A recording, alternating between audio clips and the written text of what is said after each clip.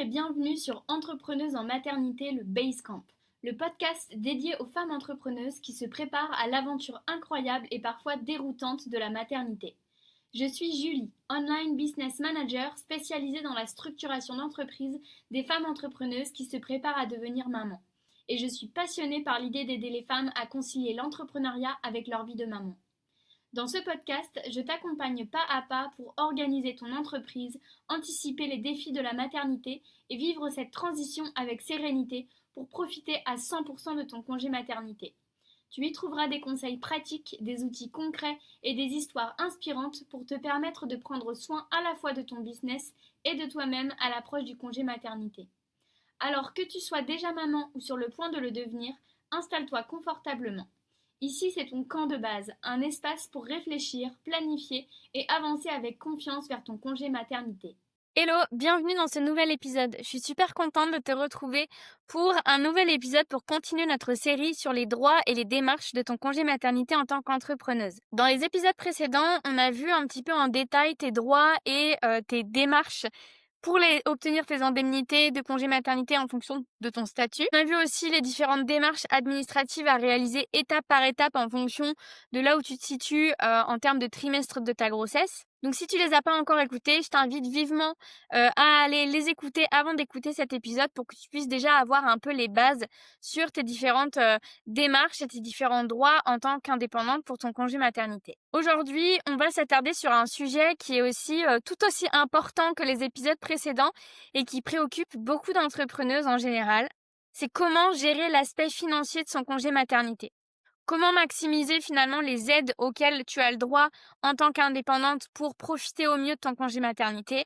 Et surtout, comment faire pour que cette période où finalement l'activité de ton entreprise va être un peu ralentie n'impacte pas trop la santé financière de ton entreprise pour la suite. Donc on va aller voir ensemble les différentes aides auxquelles tu peux prétendre en tant qu'indépendante pour ton congé maternité et plus globalement pour l'arrivée de ton enfant. Quelle stratégie tu peux mettre en place pour optimiser un petit peu ta trésorerie d'entreprise avant ton congé maternité?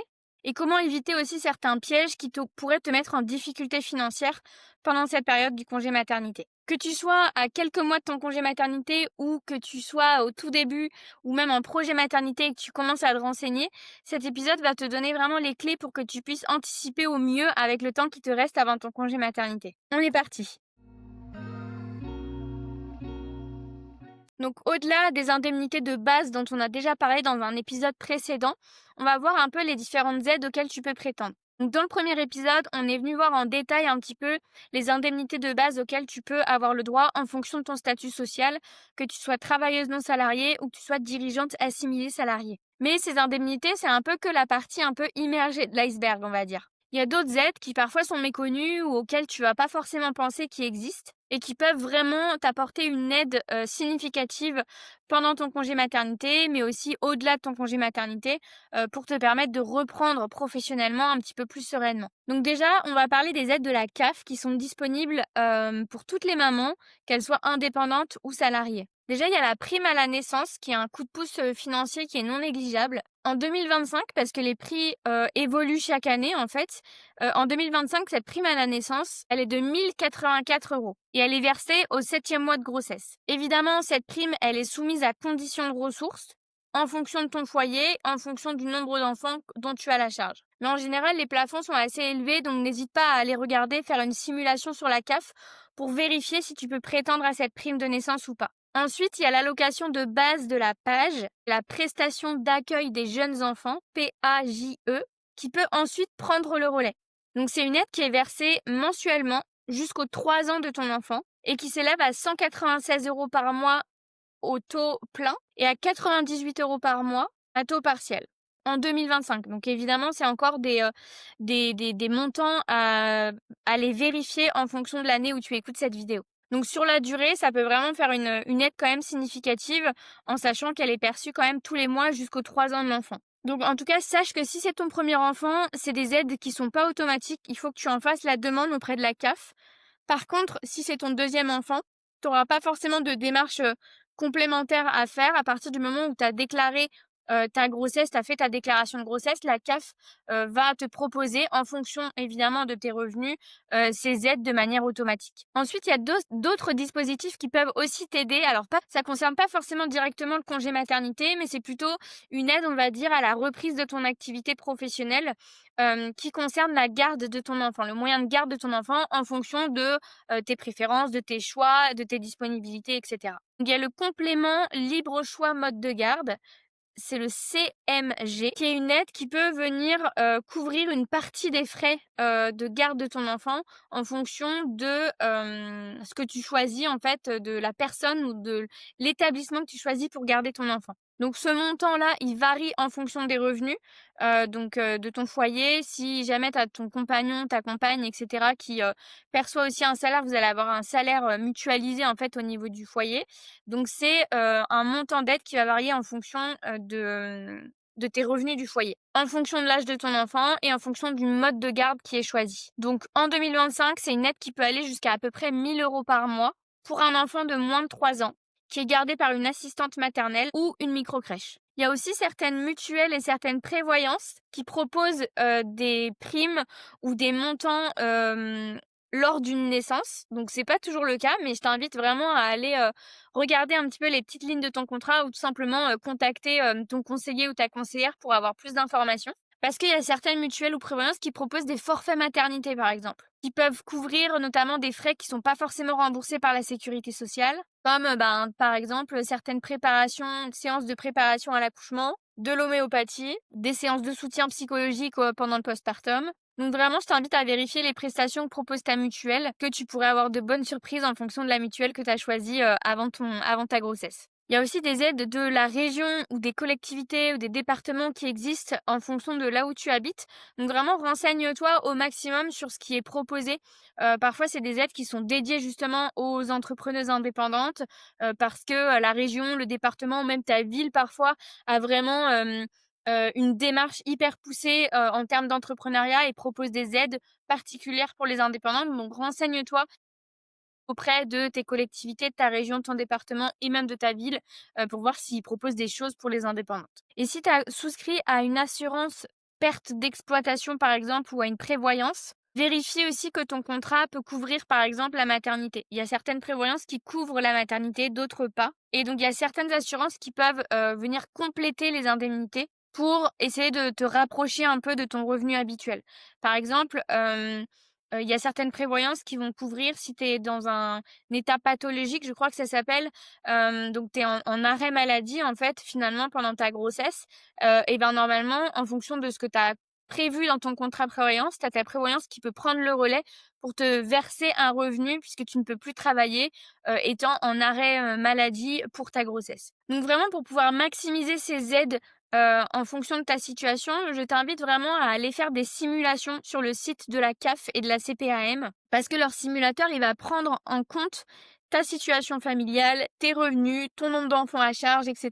Et ça va vraiment te donner une estimation assez, juste, assez réaliste par rapport à ce que tu pourras percevoir pendant ton congé maternité.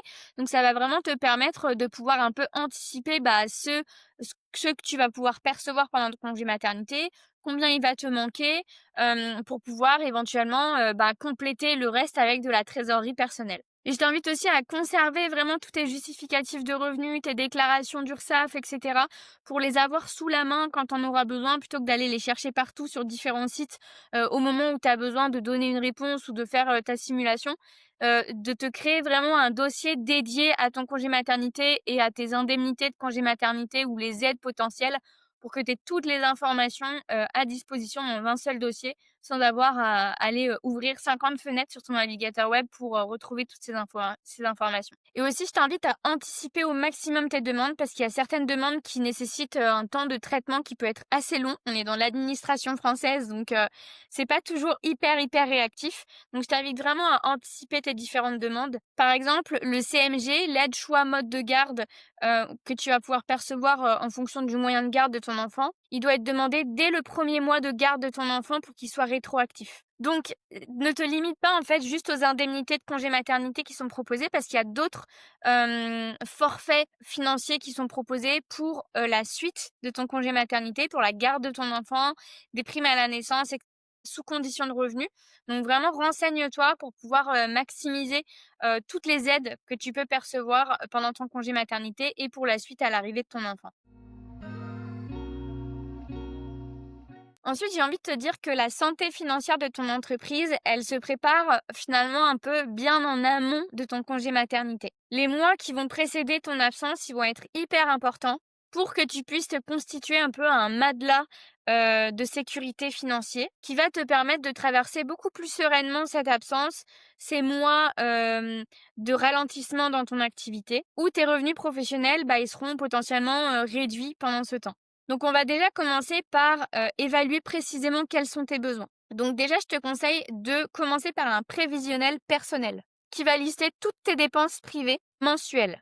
Par exemple, ton loyer ou ton crédit immobilier, le budget alimentation de ton mois, différentes charges courantes type électricité, eau, gaz, etc. Les transports, donc combien te coûte environ le plein de ton véhicule tous les mois, les loisirs de tes enfants si tu en as ou vos loisirs à vous en tant que couple. Et surtout, n'oublie pas à y intégrer les nouvelles dépenses liées à l'arrivée de bébé.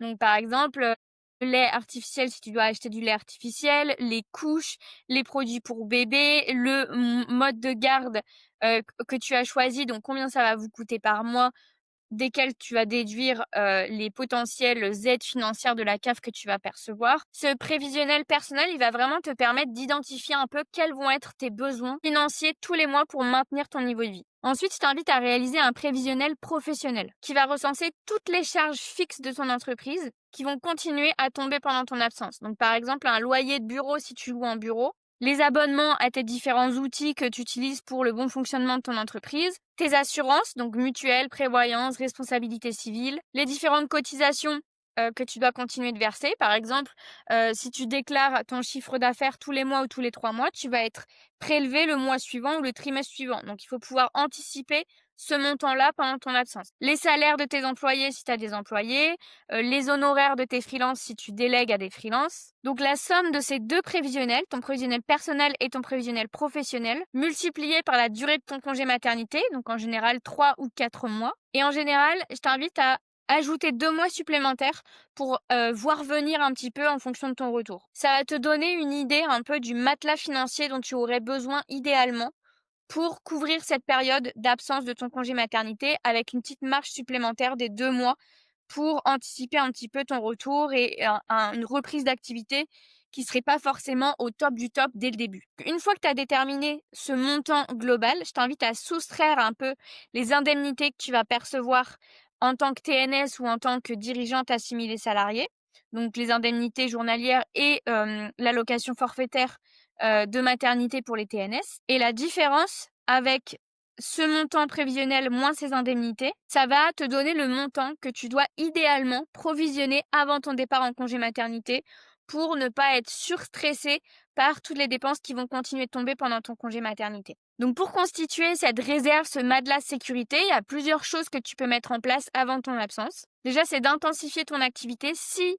et seulement si ton énergie pendant la grossesse te le permet. Il y a beaucoup d'entrepreneuses qui, en général, je ne sais pas pourquoi, lors du deuxième trimestre, elles ont finalement une période qui est ultra productive, je pense boostée par l'échéance qui arrive et qui vont leur permettre de booster leurs projets clients, pour leur booster leur trésorerie parce qu'elles vont avoir beaucoup plus de rentrées d'argent, etc. Mais vraiment, je t'invite à t'écouter et écouter l'énergie dont tu disposes pendant ta grossesse avant de booster ton activité avant ton congé maternité. Par exemple, accepter plus de clients ou de projets que dans ton rythme un peu habituel. Augmenter aussi ton tarif si ton positionnement marché il te le permet. Proposer pourquoi pas à des clients aussi des packages d'accompagnement avec des engagements plus longs qui seront facturés avant ton départ. Donc par exemple, de leur proposer X séances d'accompagnement avec une partie des séances qui sont faites avant ton congé maternité et une partie des séances qui seront faites après ton congé maternité, mais de pouvoir les facturer en amont de ton congé maternité pour te permettre d'avoir une trésorerie un petit peu plus conséquente. Pourquoi pas aussi créer une offre spéciale congé maternité, peut être aussi une bonne stratégie. Par exemple, un pack de services à utiliser avant, pendant, si tu es remplacé ou après ton congé maternité, que tes clients vont pouvoir acheter. une offre de pré-achat à un prix avantageux, qui va être un accompagnement que tu vas proposer après ton congé maternité, mais que tes clients vont pouvoir acheter avant ton congé maternité, un peu en avant-première à un prix préférentiel. Ou un produit digital que tu peux vendre de façon automatique, comme une formation en ligne, comme un PDF, un webinaire, une masterclass, peu importe. Par exemple, si tu es coach, tu pourrais vendre un pack de 10 séances d'accompagnement à acheter avant ton départ avec par exemple une réduction de 15%, utilisable dans les 12 mois suivant l'achat. Si tu es graphiste, tu pourrais aussi, pourquoi pas, créer une offre de préachat de tes services avec des conditions un peu préférentielles pour les projets qui démarreront à ton retour. Donc ça te permet en fait de pouvoir anticiper les accompagnements que tu vas proposer à tes clients au moment de ton retour, tout en te générant une réserve de trésorerie avant ton congé maternité. Ensuite, de pouvoir accélérer tes encaissements, c'est aussi quelque chose qui est hyper important de faire avant ton congé maternité. Donc dans les semaines qui précèdent ton départ, il faut que tu puisses facturer tout de suite ce qui peut l'être. Même si finalement habituellement tu as un rythme de facturation plutôt mensuel à une date précise, il faudrait que tu puisses anticiper au mieux la facturation de ce qui, enfin, l'encaisser de ce qui peut être encaissé en précisant à tes clients que tu vas partir en congé maternité et pour des questions de réglementation, tu dois les facturer un petit peu plus tôt que prévu, etc. En règle générale, la majorité des clients vont bien comprendre que tu dois encaisser avant le démarrage de ton congé maternité. De relancer de façon active tous tes impayés, ce qui, je sais, arrive souvent, notamment chez les freelances, ou les retards de paiement. De proposer, pourquoi pas, des incitations pour les paiements anticipés. Donc pour des clients, par exemple, qui ne devaient pas forcément régler leur facture avant telle date, de pouvoir offrir 5% de réduction finalement pour un paiement anticipé, qui va toi te permettre de pouvoir générer cette trésorerie dont tu as besoin et sans avoir la charge mentale de te dire: «Mince, je peux pas encaisser, le montant en fait de l'accompagnement de ces clients parce que j'ai pas osé leur demander». Et aussi pour les nouveaux clients qui arrivent, c'est de raccourcir tes délais de paiement pour les nouvelles facturations qui vont arriver, pour que tu puisses vraiment optimiser, mettre toutes les chances de ton côté de pouvoir encaisser le maximum avant cette absence pour ton congé maternité. Donc vraiment, n'hésite pas à être transparente avec tous tes clients sur ces différentes demandes d'ajustement. Tes clients, ils vont comprendre. Ils savent en général très bien ce que c'est d'être en congé maternité pour l'avoir vécu, soit en tant que femme, soit en tant qu'homme, de par leur conjoint, conjointe, etc. Et la plupart seront heureux de t'aider à payer plus vite pour que tu puisses partir en congé maternité et que tu aies plus ça à penser et que tu puisses le sortir de ta tête. En parallèle de ça, essaye d'optimiser aussi au mieux tes dépenses professionnelles. Reporte des dépenses qui sont parfois inutiles plutôt à ton retour de congé maternité. Par exemple, est-ce que tu as vraiment besoin de dépenser cet argent pour refaire la page d'accueil de ton site?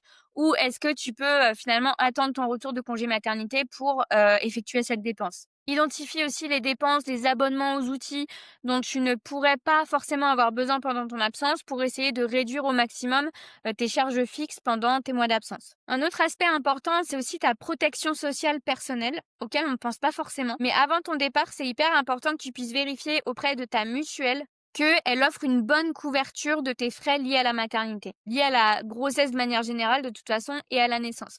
Par exemple, est-ce que ta mutuelle, elle va prendre en charge une chambre seule dans la maternité? Est-ce qu'elle va prendre en charge les nuitées ou les repas de ton compagnon? Vraiment vérifie les petites lignes avec ton conseiller mutuel ou ton contrat pour vérifier que ta mutuelle, elle prend bien en charge les dépenses de la grossesse et de la naissance. Assure-toi que tes cotisations sociales, elles soient à jour pour bénéficier de tes indemnités et considère aussi la possibilité, alors plutôt ça en début de grossesse, mais de souscrire à une prévoyance pour pouvoir anticiper si jamais tu avais un souci pendant ta grossesse, que cette prévoyance puisse prendre le relais en fait pour te verser une indemnité pendant ton arrêt maladie finalement.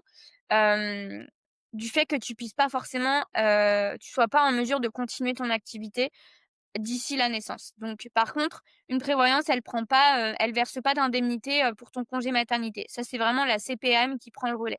La prévoyance, c'est si jamais tu es en arrêt maladie, en arrêt pathologique, il y a la prévoyance qui va pouvoir prendre en charge une rente ou en tout cas te verser une certaine indemnité. Enfin, n'oublie pas de séparer aussi quand tu le peux clairement tes dépenses personnelles de tes dépenses professionnelles si c'est pas déjà le cas. Cette distinction, ça va vraiment être hyper important pour avoir une vision claire de tes dépenses et te permettre de savoir où tu en es en fait en termes de dépenses, en termes de rentrée d'argent, de sortie pendant ton congé maternité. Et ça va vraiment te faciliter les choses à ton retour. Donc vraiment, ces différentes options dont je t'ai parlé, ça va vraiment te permettre de pouvoir optimiser ta trésorerie en vue de ton congé maternité, de partir l'esprit beaucoup plus serein en congé maternité en sachant que tu as l'argent disponible sur ton compte en cas de besoin, que tes charges vont pouvoir continuer d'être payées et que tu as un petit confort financier pour ton retour sans avoir besoin de faire rentrer tout de suite de l'argent dans ton compte en banque dès que tu vas reprendre ton activité. Et ça va vraiment te permettre de te concentrer pleinement sur l'arrivée de ton bébé et ne plus penser à ces soucis un peu financiers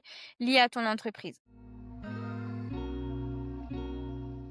Donc maintenant que tu as préparé toute ta trésorerie avant ton congé maternité, on va parler de la gestion financière pendant ton congé maternité. Donc cette période, elle nécessite un peu des systèmes, des outils qui sont efficaces pour fonctionner pendant ton congé maternité pour ton entreprise. Donc l'objectif, il est double. D'une part, t'assurer que l'argent continue de rentrer dans ton entreprise et que les dépenses essentielles, elles sont bien couvertes. Mais aussi, minimiser le temps que tu passes sur ces questions pour t'occuper pleinement de ton bébé. Donc déjà, la gestion des revenus pendant ton absence. Donc, par exemple, si tu as des clients avec des paiements récurrents, des abonnements, des forfaits mensuels, etc., assure-toi que ces paiements, ils sont automatisés. Aujourd'hui, il y a des outils comme Stripe, GoCardless, PayPal permettent de mettre en place des prélèvements automatiques qui vont continuer de fonctionner même sans ton intervention et même si tu n'es pas derrière ton ordinateur. Pour les factures ponctuelles qui vont devoir être émises pendant ton congé maternité, il y a différentes solutions qui s'offrent à toi. Soit déléguer cette tâche à quelqu'un de ton entreprise ou à un comptable, soit préparer les factures à l'avance avec des dates d'émission qui sont programmées,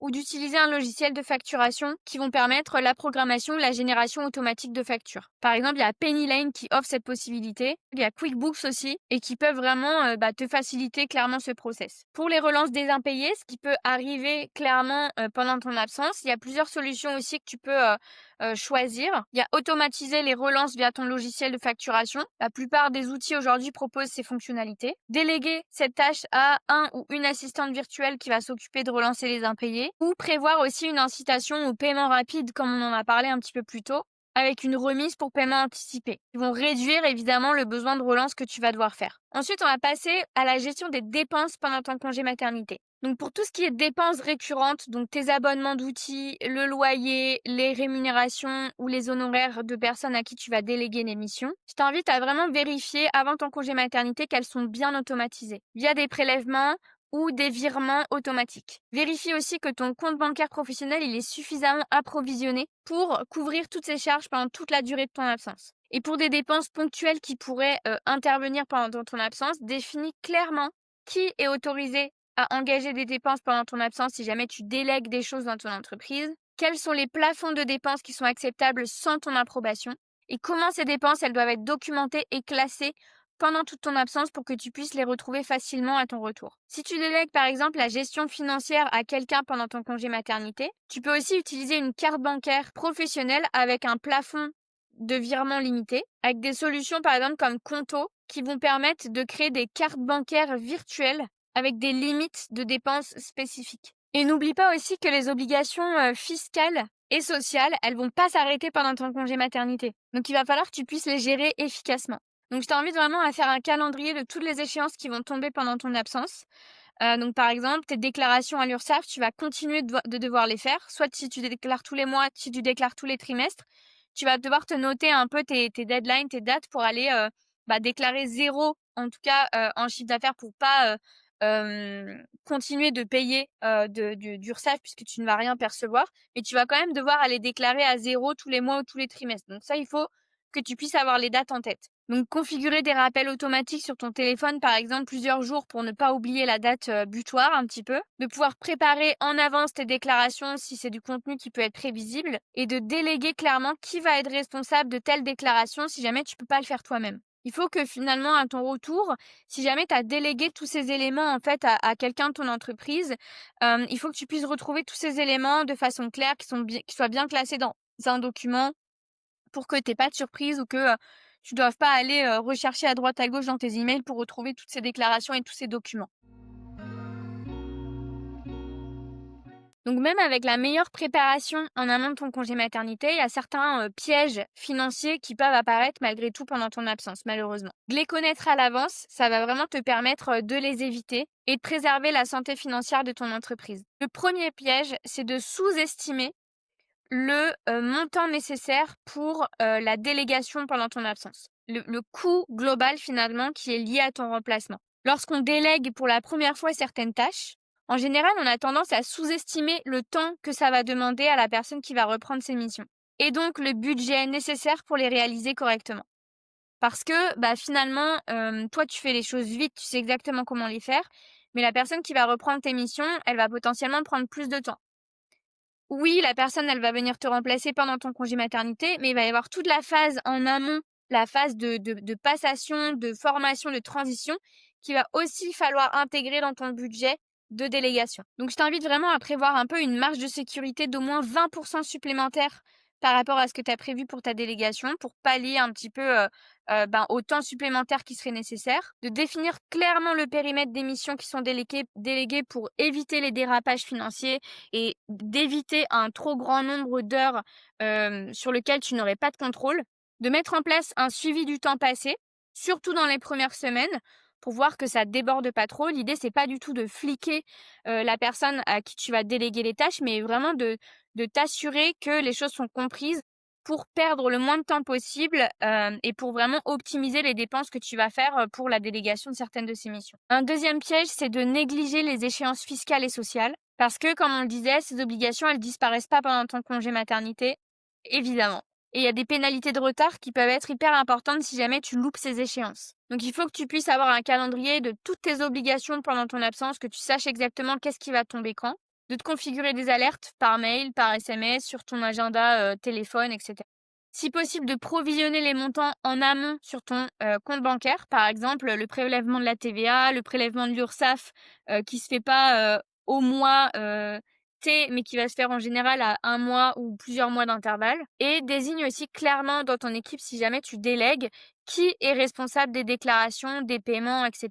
Et le troisième piège, ça concerne un peu la gestion de tes clients pendant ton absence. Donc là, il faut vraiment que ça soit hyper clair pour tes clients, pour que tu n'aies pas des projets ou des demandes clients qui démarrent au moment du démarrage de ton congé maternité, que tu aies des demandes urgentes de la part de tes clients qui perturbent ton congé maternité, que tu aies des impayés récurrents qui surviennent parce que tu n'as pas suffisamment anticipé les choses avec tes clients, etc.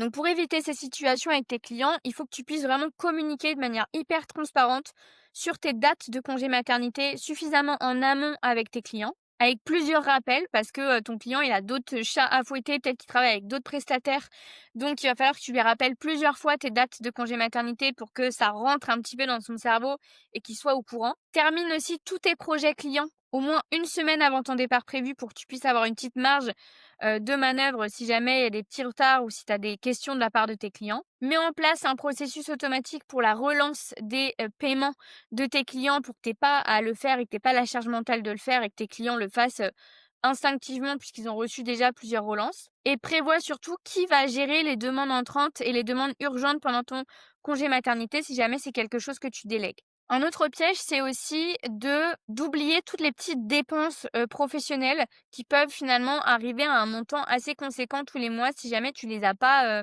anticipées suffisamment en avance. Donc là, je t'invite vraiment à faire un audit complet de tous tes abonnements, à tous les outils que tu peux utiliser dans ton entreprise. Peut-être il y a certains outils que tu utilises plus depuis des mois et que tu pourrais suspendre pendant au moins ton congé maternité. Négocier des pauses ou des réductions, par exemple, dans des accompagnements, des formations, des communautés dont tu fais partie pendant ton congé maternité pour pouvoir reprendre à ton retour de congé maternité. De te configurer aussi des alertes pour les renouvellements automatiques pour que tu saches que tu vas avoir besoin d'avoir suffisamment d'argent sur ton compte lors du prélèvement de ces abonnements, de ces formations, etc. Un autre piège, c'est la gestion de tes indemnités de congé maternité. Le versement de ces indemnités, il peut malheureusement parfois être retardé pour une raison qu'on ne connaît pas toujours ou calculé de manière différente que ce que tu avais anticipé lors de tes simulations. Pour te protéger, j'ai envie de t'inviter à ne pas forcément compter sur le versement de ces indemnités au moins 30 jours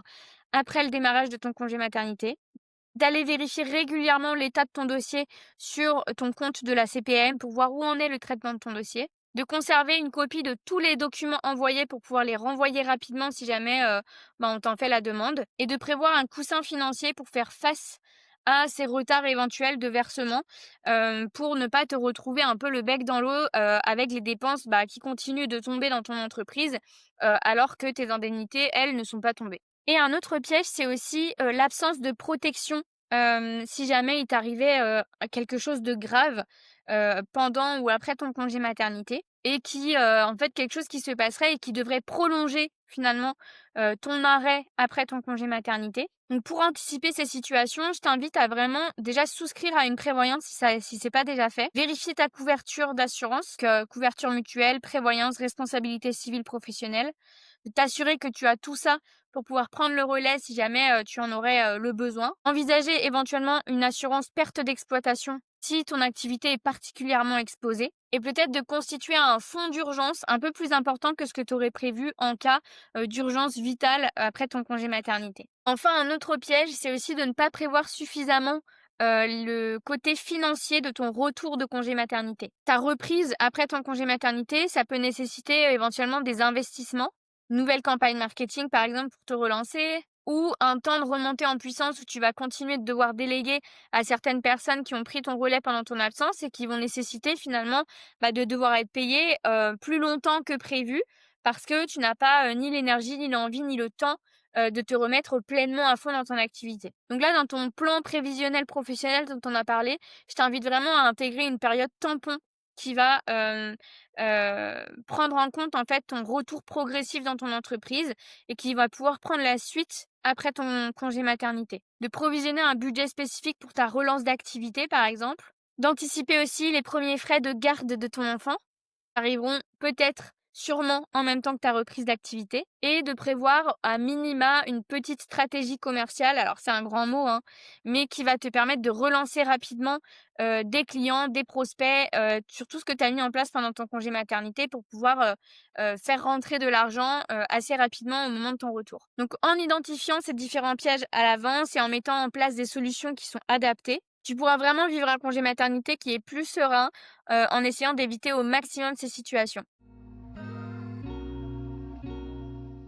Ensuite, le retour de ton congé maternité, c'est vraiment une période qui est hyper importante pour toi, dans ton entreprise. C'est une période de transition qui mérite d'être préparée à l'avance. Donc déjà sur le plan financier, c'est une période qui peut être un peu délicate pour toi, parce que tu dois relancer ton activité en t'adaptant à ta nouvelle vie de maman et d'entrepreneuse, avec potentiellement moins d'heures de travail possibles si ton bébé est toujours à la maison, avec du sommeil en moins qui font que tu as moins d'énergie pendant ta journée, et des frais supplémentaires comme la garde de ton enfant qui démarre en général au même moment que ta reprise d'activité. Contrairement du coup à ce que beaucoup pensent, la préparation financière de ton retour, elle devrait être préparée dès ton congé maternité, en général 1 ou 2 mois avant ta reprise. Je te conseille vraiment de préparer un retour progressif plutôt qu'un retour à 100% tout de suite. Donc, par exemple, avec une évolution graduelle des heures que tu vas passer tous les jours à travailler pour des projets clients, une reprise partielle de tes services en commençant par tes accompagnements les plus rentables ou les moins chronophages,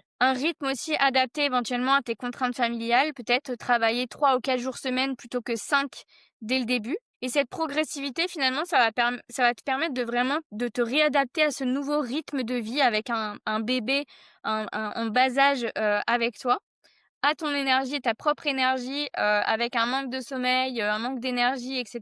Et n'oublie pas évidemment que les premiers mois de ta reprise, après ton congé maternité, peuvent être un peu moins rentables que ce que tu faisais avant ton congé maternité. Donc c'est prudent de pouvoir prévoir une trésorerie qui va te permettre de couvrir 2-3 mois de charges avec des revenus qui peuvent être différents en fonction des mois. Pourquoi pas aussi pouvoir imaginer des offres un peu de réintégration pour tes clients au moment de ton retour. Par exemple, un pack spécial retour de congé maternité avec des conditions avantageuses, un service d'audit ou de mise à jour pour reprendre contact avec tes anciens clients, une nouvelle offre inspirée par ta maternité parce que je suis sûre que ta maternité va te donner plein de nouvelles idées. Donc ces offres, elles peuvent être très bien préparées pendant ton congé maternité si tu en as l'envie évidemment et l'énergie, et annoncé quelques semaines avant ta reprise pour commencer à générer un petit peu de communication, d'entrain en fait vis-à-vis de ces nouvelles offres et de ces nouvelles propositions, et pour que le jour de ta reprise, tu puisses déjà avoir des clients qui ont réservé avec toi ces offres, ces accompagnements. Et je t'invite vraiment à intégrer aussi les frais de garde de ton enfant, en fait, dans ton tarif horaire, professionnel.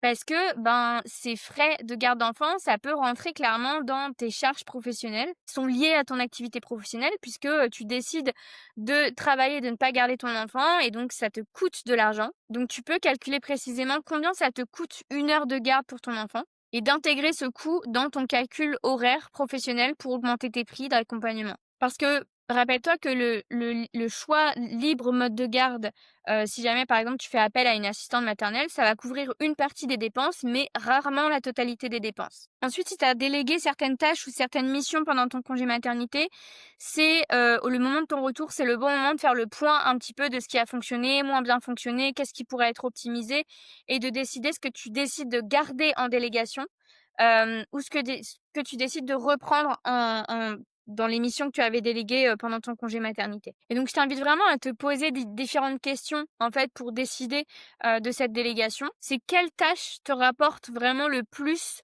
en termes de temps investi, de temps horaire investi? Quelles sont les activités qui vont vraiment nécessiter ta présence personnelle? Et quelles sont les délégations qui ont vraiment bien fonctionné pendant ton absence et qui pourraient devenir permanentes? Parce que tout le système, tout ce que tu as mis en place en prévision de ton congé maternité, c'est clairement pas quelque chose à mettre de côté une fois que tu reviens.